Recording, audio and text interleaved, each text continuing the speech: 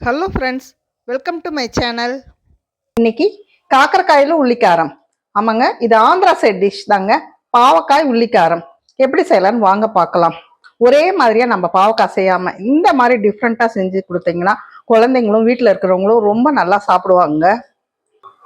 இது சுட சுட சாதத்துல போட்டு பிசைஞ்சு சாப்பிடும்போது டேஸ்டே வேற லெவல் தாங்க. இதுக்கு பாவக்காய் ஒரு 1/4 கிலோ அளவுக்கு எடுத்திருக்கேன் நான். பாவக்காயை இந்த இதை கட் பண்ணி போட்டுட்டு இந்த ஷேப்க்கு இந்த சைஸ்க்கு கட் பண்ணிக்கலாம்.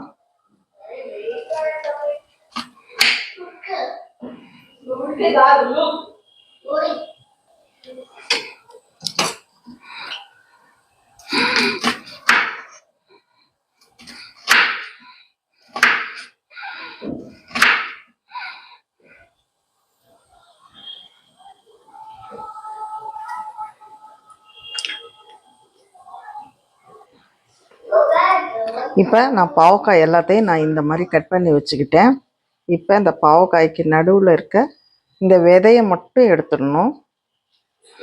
இந்த மாதிரி கத்தி இல்லைன்னா ஸ்பூன் வச்சு எல்லாத்தையும் எடுத்துக்கலாம்.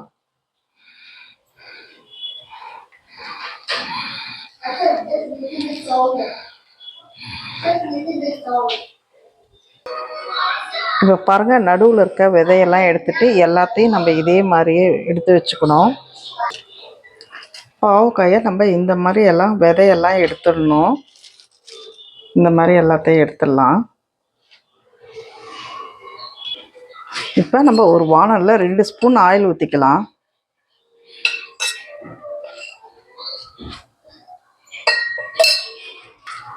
ரெண்டு ஸ்பூன் கடலைப்பருப்பு, 2 ஸ்பூன் தனியா. இதை கடலைப்பருப்பு சிவக்கிற வரைக்கும் நல்லா வறுத்துக்கலாம். 7-8 காஞ்ச மிளகாய் காரத்துக்கு,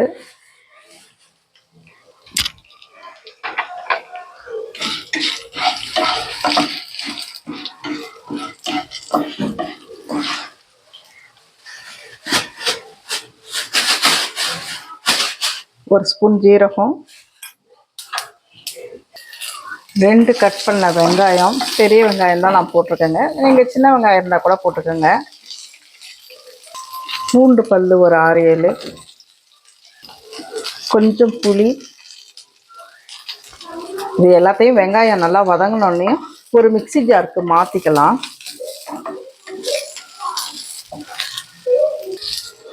வெங்காயம் வதங்கிடுச்சு, இதை நம்ம மிக்சி ஜாருக்கு மாற்றிக்கணும். இப்போ அதே வானலில் ஒரு 2 ஸ்பூன் ஆயில் ஊற்றிக்கணும்.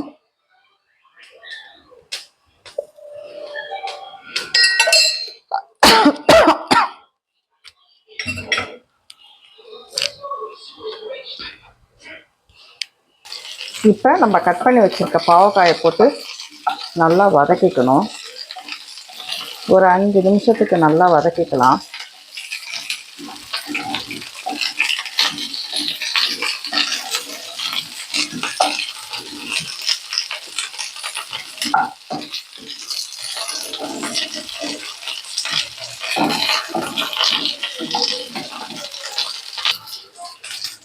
இதுக்கு இந்த மசாலாவுக்கு தேவையான அளவு உப்பையும் நம்ம போட்டுக்கலாம் இதுலேயே. இப்போ இதை நம்ம ஒரு சட்னி மாதிரி அரைச்சிட்டு வந்துடலாம். சட்னி அரைக்கிற மாதிரி அந்த அளவுக்கு பதத்துக்கு இதுக்கு அரைச்சிட்டு வந்துடலாம். பாவக்காய் வதங்கிடுச்சு. இப்போ நம்ம அதை ஒரு பிளேட்டுக்கு மாற்றிக்கலாம்.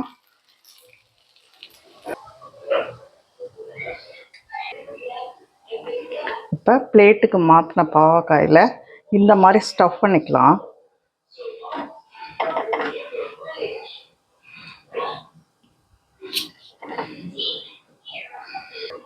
இந்த மாதிரி எல்லா பாவக்காயிலையும் ஸ்டஃப் பண்ணி வச்சுக்கணும். இப்போ வானல் வச்சுக்கலாம்.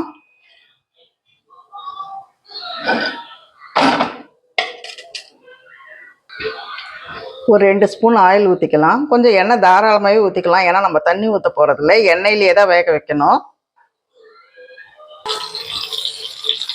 இந்த மாதிரி ஸ்டஃப் பண்ணி வச்சுருக்க பாவக்காயை வானலில் போட்டுக்கலாம். அதோட மீதமுள்ள இந்த மசாலாவையும் போட்டுக்கணும்.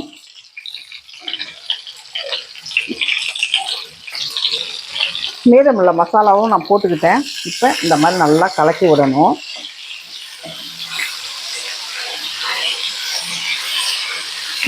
இது சாம்பார் சாதம், தயிர் சாதம் எல்லாத்துக்குமே ரொம்ப டேஸ்ட்டாக இருக்குங்க. இதோட கொஞ்சம் கருவேப்பிலையும் போட்டுக்கலாம். போட்டு நல்லா கலக்கி விடணும்.